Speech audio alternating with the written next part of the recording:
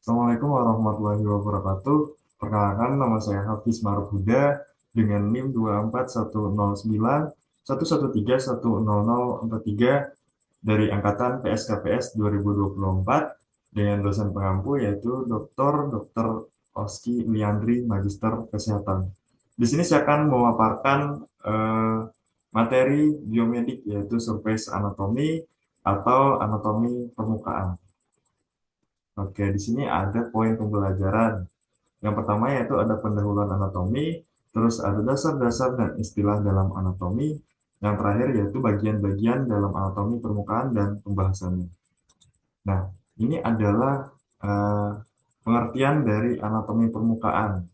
Anatomi permukaan atau surface anatomy ini adalah cabang anatomi yang mempelajari struktur tubuh yang dapat dilihat atau diraba dari luar tubuh tanpa perlu pembedahan internal. Ini mencakup identifikasi fitur-fitur eksternal tubuh seperti otot, tulang, dan tonjolan lainnya, serta menghubungkannya dengan organ-organ dan jaringan yang ada di bawah permukaan kulit. Nah, di sini bisa kita lihat ini adalah eh, dasar dan istilah dalam anatomi tubuh manusia. Yang pertama yaitu ada mid sagittal. Mid sagittal itu adalah eh, bagian tengah vertikal yang membagi tubuh menjadi dua bagian, yaitu bagian kanan dan bagian kiri. Bagian kanan itu disebut dengan dextra dan bagian kiri itu disebut dengan sinistra. Nah, ada juga bidang vertikal yang membelah bagian tubuh lainnya, yaitu bidang frontal dan koronal yang membelah bagian tubuh depan dan bagian tubuh belakang. Bagian tubuh depan itu disebut dengan anterior dan bagian belakang tubuh itu disebut dengan posterior. Nah, ada juga yang namanya bidang transversal, yaitu bidang tengah yang membelah bagian tubuh atas dan bagian tubuh bawah. Bagian tubuh atas itu dimulai dari abdomen hingga kaput itu disebut dengan bidang superior dan bagian tubuh bawah itu disebut dengan inferior. Nah, gitu. Terus selanjutnya yaitu ini kan ada yang namanya sumbu tengah atau mid sagittal. Nah, di samping sumbu tengah itu ada yang namanya medial dan lateral. Medial itu adalah bidang eh, bagian tubuh yang mendekati daripada bidang mid sagittal dan bidang dan lateral itu adalah bagian tubuh yang menjauhi daripada bidang mid sagittal. Contohnya, ya, eh, dada saya itu lebih medial dibandingkan dengan tangan saya. Kenapa? Karena dia lebih mendekati daripada bidang mid sagittal. Sebaliknya, tangan saya itu lebih lateral dibandingkan dengan dada saya karena dia lebih menjauhi daripada bidang mid sagittal. Nah, selanjutnya yaitu ada jarak relatif, yaitu ada proksimal dan distal. Nah, proksimal ini adalah bagian tubuh yang mendekati dengan pangkal ekstremitas bawah maupun atas. Nah, kalau dia distal itu adalah bagian tubuh yang menjauhi daripada pangkal ekstremitas. Contohnya, lengan atas saya ini itu lebih proksimal dibandingkan dengan telapak tangan saya karena dia lebih menjauhi dari karena dia lebih mendekati dengan pangkal ekstremitas yaitu di sini di bahu. Terus selanjutnya yaitu ada distal. Distal itu adalah yaitu menjauhi telapak tangan menjauhi pangkal ekstremitas tadi. Contohnya telapak tangan saya itu lebih eh, distal dibandingkan dengan lengan atas saya karena dia menjauhi daripada bidang pangkal ekstremitas. Nah, selanjutnya yaitu ada palmar, yaitu telapak tangan dan punggung tangan itu disebut dengan dorsal. Begitu juga dengan di kaki, telapak kaki disebut dengan plantar dan punggung kaki disebut dengan dorsal. Ada linea mediana anterior, ada linea axillaris anterior, dan lain-lain.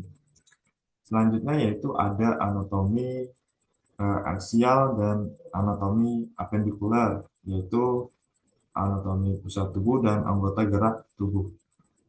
Nah, anatomi aksial ini adalah bagian rangka yang terdiri dari tulang-tulang yang membentuk sumbu utama tubuh. Fungsi utama rangka aksial ini yaitu adalah melindungi organ-organ vital seperti otak, jantung, dan paru-paru.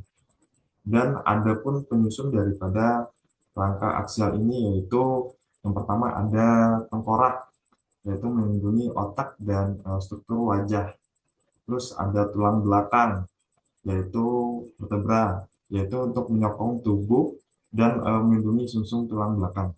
Terus ada tulang rusuk dan dada atau sternum, itu melindungi organ-organ dalam uh, rongga pada seperti jantung dan paru-paru. Nah, selanjutnya itu ada anatomi apendikular, yaitu anggota gerak tubuh. Yaitu dia adalah bagian rangka yang terdiri dari tulang-tulang yang melekat pada rangka aksial dan membentuk anggota tubuh. Rangka ini berfungsi untuk memberikan gerakan dan fleksibilitas tubuh. Rangka apendikular ini juga berisi beberapa penyusun.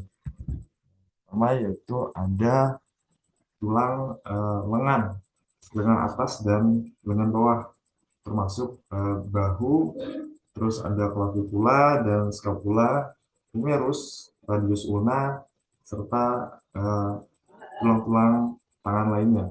Terus tulang-tulang kaki juga termasuk ke dalam apendikular, yaitu bagian panggul atau pelvis, terus ada humerus, ada tibia, fibula, dan tulang-tulang kaki lainnya.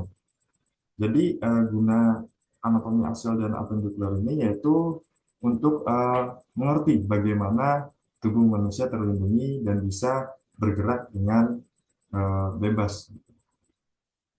Selanjutnya ada regio kepala, kaput, dan regio leher atau kolum. Nah, bisa dilihat di gambar ini yang pertama yaitu ada rambut. Rambut ini bisa disebut dengan kapilum, yaitu sel berserabut yang mengandung keratin dan terdapat di hampir seluruh tubuh manusia, kecuali di telapak tangan dan kaki. Terus ada frontal, yaitu bagian tulang-tulang dahi.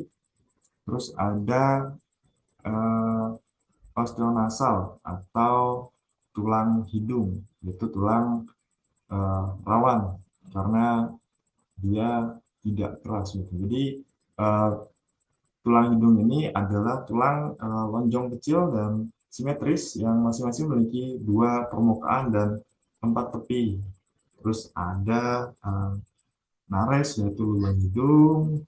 Terus ada ini sulcus, yaitu bagian dekat kumis. Terus ada angulus mandibula, yaitu bagian sini, yaitu bagian sudut mandibula atau bagian tulang rahang bawah yang terbentuk di tempat persimpangan antara tepi posterior ramus ascendens dengan tepi inferior badan mandibula.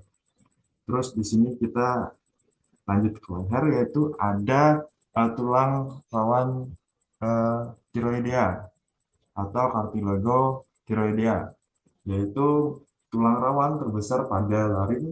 Tulang rawan ini terdiri dari dua lamina yang tepi anteriornya menyatu satu sama lain pada sudut lancip di bagian tengah leher dan membentuk tonjolan subfrontal yang disebut dengan tonjolan laring atau pomum adeni. Terus ada plexus brachialis, yaitu kumpulan saraf yang mengandalkan gerak dan ascensi di lengan. lengan, dan bahu. Saraf ini berasal dari akar-akar di leher dan batang tubuh bagian atas sumsum tulang belakang. Nah, terus lanjut bawahnya yaitu ada namanya clavicula, yaitu tulang selangka, eh, tulang panjang yang sedikit melengkung yang menghubungkan lengan dengan tubuh. Tulang ini terletak di kedua sisi pangkal leher. Tulang ini menjaga tulang belikat pada posisi yang benar saat Anda bergerak. Terus selanjutnya kita ke regiotoraks atau bagian dada.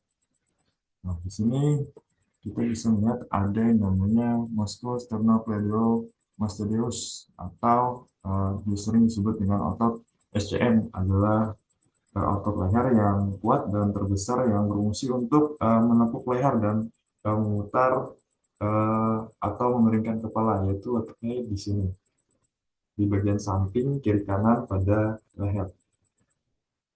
Terus ada uh, clavicula, tulang tadi, dan eh, ada muskul deltoideus, ada regio. Nah, di sini tuh ada namanya regio axilla, yaitu di sini bagian sini regio axilla, yaitu ruang piramidal antara lengan dengan dinding toraks atau sering disebut dengan bagian ketiak di sini. Terus ada papilla mamaria, yaitu bagian eh, dari payudara atau disebut dengan puting susu atau pentil. Nah, di dalam laki-laki mungkin tidak ada fungsi spesifiknya gitu. Terus ada yang namanya ini vena cavalica. Nah, ini adalah vena yang mengalir hingga antebrachi atau bagian lengan bawah kita. Terus lanjut ke bagian abdominal, yaitu ada rectus abdominis, adalah eh, sepasang otot panjang yang terletak di bagian depan perut yang memanjang dari tulang rusuk hingga panggul. Otot ini sering disebut juga sebagai otot suspek karena strukturnya yang tersegmentasi. Terus kita lanjut ke regio abdominan atau perut, bisa kita lihat saja. Nah, ini bisa kita lihat ada bagian A dan bagian B. Bagian A ini adalah regio abdominan yang dibagi menjadi 9 regio. Dan yang B ini adalah bagian kuadran yang dibagi menjadi 4 kuadran. Nah, yang pertama yaitu ada yang namanya regio hipokondria kanan, yaitu di bagian atas kanan yang berisi hati dan kandungan empedu. Terus yang di bagian tengah yaitu ada regio atau regio epigastrium, yaitu terletak di bagian tengah atas, yaitu berisi lambung, pankreas, dan sebagian hati. Terus ada regio eh, ini hipokondria kiri, yaitu adalah eh, yang berisi limpa dan sebagian lambung. Terus ada right lumbar region atau region lumbar kanan, yaitu adalah eh, bagian yang berisi sebagian ginjal dan colon ascendens. Terus ada regio umbilicus atau umbilical region, yaitu terletak di bagian tengah-tengah yang berisi usus halus dan sebagian kolon transversum. Terus ada region lumbar kiri atau left lumbar region, terletak di kiri tengah yang berisi kolon descendens dan sebagian ginjal kiri. Terus ada right iliac region atau region iliac kanan, yaitu region yang berisi sekum dan usus buntu atau appendix. Terus ada regio hypogastrium atau hypogastric region. Ini terletak di tengah bawah yang berisi kandungan kemih dan sebagian usus halus. Terus ada iliac kiri atau left iliac region, itu terletak di bagian kiri bawah yang berisi kolon sigmoid. Nah, region 9 region ini dan 4 kuadran ini itu berfungsi untuk membantu dokter atau tenaga medis dalam memeriksa fisik dan mendiagnosis pasien supaya lebih mudah intinya gitu. Terus ada bagian regio pelvis dan perineum, itu adalah bagian panggul eh, dari tubuh manusia. Nah, di sini ada eh, simpasis pubica, yaitu eh, adalah sendi tulang rawan yang menghubungkan dua tulang kemaluan pada tulang pinggul. Terus ada regio vena, yaitu eh, pembuluh darah yang berfungsi langsung untuk mengalirkan darah dari seluruh tubuh kembali ke jantung. Terus ada gland penis, yaitu bagian ujung daripada penis, yaitu yang berbentuk jamur dan terletak di ujung penis pada mamalia jantan. Nah, terus ada scopus penis, yaitu uh, adalah jaringan ereksi pada penis yang berbentuk silinder dan terisi darah saat ereksi. Terus ada scortum, yaitu kantung pada penis. Terus ada ligamentum inguinal, terus ada tuberculum pubicum, dan lain-lain. Selanjutnya yaitu ada regio ekstremitas atas, yaitu seperti yang tadi saya bilang, ini adalah pangkal ekstremitas atas.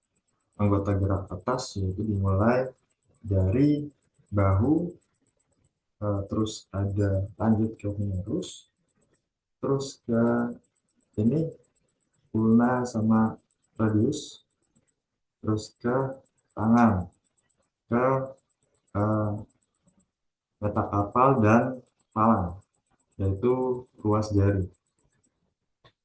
Selanjutnya ada ekstremitas bagian bawah, yaitu sama anggota gerak bawah, yaitu dimulai dari paha kita atau femur, terus lanjut ke fibia tibula dan bagian uh, palmar atau bagian kapal atau kaki kita, telapak kaki. Terus lanjut lagi ke, nah ini adalah bagian-bagian dalam permukaan tubuh manusia, yaitu dimulai dari kaput yaitu kepala, terus ada kolum itu adalah leher, toraks adalah dada, abdomen itu adalah bagian perut atau pencernaan, terus ada pelvis yaitu daerah panggul atau daerah kemaluan kita. Terus ada ini namanya ekstremitas atas, yaitu daerah brachium, ada antebrachium dan manus. Terus bagian ekstremitas bawah itu ada femur, cruris, dan pedis. Nah, ini adalah nama-nama strukturnya tadi. Itu dimulai dari kepala, yaitu cephalon, ada cervix, terus ada thorax, abdomen, ada gimbal, yaitu pinggang, ada pelvis. Terus utea, brachium, lengan atas, terus ada lengan bawah, itu disebut dengan antebrachium, ada siku depan, itu disebut dengan cuvity, dan siku belakang itu disebut dengan olecranon. Terus ada tangan, itu disebut dengan manus, dan telapak tangan itu disebut dengan palmar, ada dorsum manus, terus ada femoris, ada cruris, terus ada popltea, patellaris, lataneus, dan kaki yaitu adalah pelvis. Nah, mungkin itu saja penjelasan tentang surface anatomi atau anatomi permukaan dari saya. Mungkin sekian penjelasan, mohon maaf apabila ada salah kata. Sekian dari saya. Wassalamualaikum warahmatullahi wabarakatuh.